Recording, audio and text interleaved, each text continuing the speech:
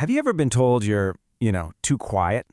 Well, welcome to this explainer, where we are going to completely reframe that whole idea.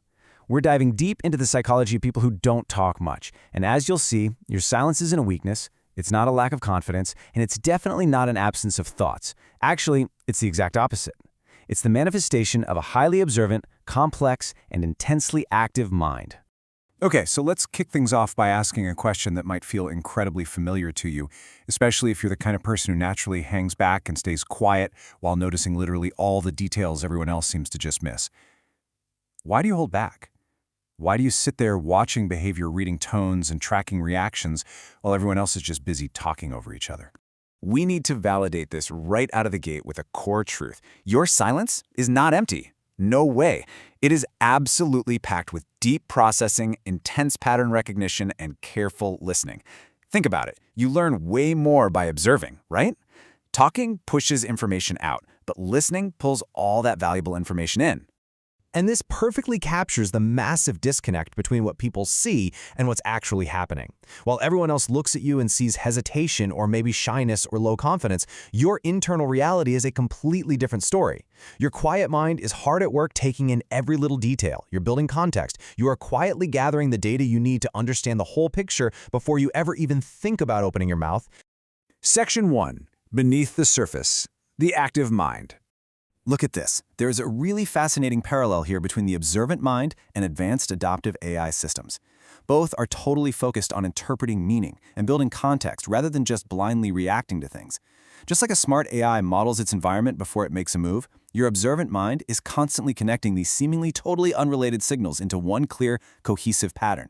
And surprisingly enough, just like complexity sharpens an adaptive machine, your quiet mind actually thinks way faster in the middle of chaos. Why? Because you naturally recognize what actually matters and completely tune out the noise. And this deep internal processing, it starts incredibly early, like way before you even had the vocabulary to express it. Which actually brings us to a super interesting psychological phenomenon about why most of us can't remember a single thing before we were 3 or 4 years old.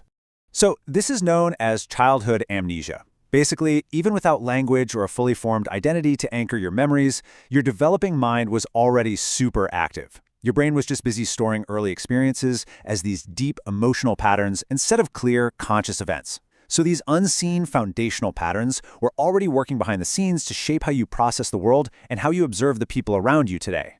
Section 2. Guarding the inner world. Now, because this internal world of yours is so rich, so constantly analytical, and just always on, quiet people naturally take steps to fiercely protect it. It takes a lot of energy. This need for protection perfectly explains why highly observant minds usually end up outgrowing social media.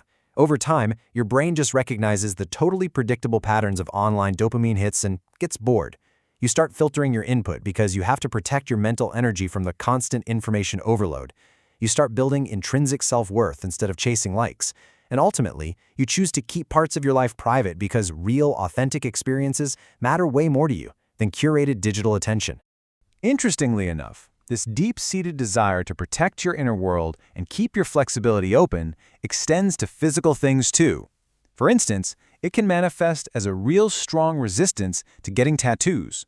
Let's be clear, refusing a tattoo usually isn't about judging the artwork at all. It's really about maintaining control over an identity that you see as constantly evolving. Observant minds are extremely sensitive to future regret. You literally project forward and imagine future disappointment before you make a permanent choice. That's a pretty heavy burden to carry, right? On top of that, you naturally process deep, profound meaning internally. You just don't feel this burning need to put every deeply emotional experience on display for the rest of the world to see. Section 3. The hidden costs. The weight of internalizing. But listen, all that nonstop processing definitely has a cost. It can easily snowball into a totally exhausting mental spiral. Have you ever walked away from a totally normal, everyday chat and instantly started replaying it in your head like it was a crime scene? Your brain instantly scans for mistakes.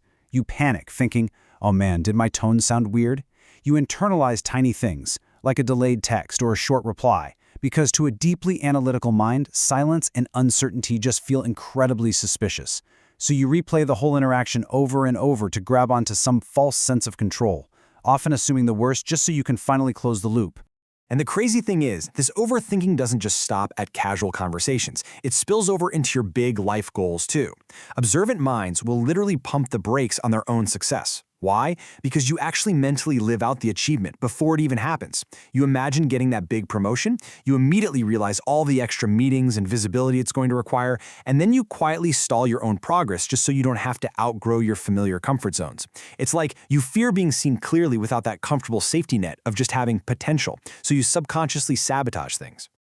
This heavy internal burden gets even worse when you add in old survival patterns.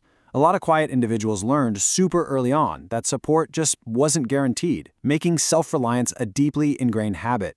You start to believe your problems are just a burden to everyone else. You minimize your own pain, and you're terrified that asking for help looks like weakness or a loss of control. So what happens? You stay completely silent, secretly wishing someone would just notice you're struggling without you having to say a single word. Now, when you take that fierce self-reliance and smash it together with an intensely active mind, you get someone who rushes to fix literally every chaotic situation. Unresolved problems, they make your skin crawl. You find comfort in being in control, so you instantly shift into full problem-solving mode. But the hidden danger here is that by thinking purely in terms of logical solutions, you completely bypass the emotions involved. Sometimes, actually, scratch that, a lot of times, you might even try to fix people or relationships that don't need action. They just need time and a little patience. Section 4. Driven by internal standards.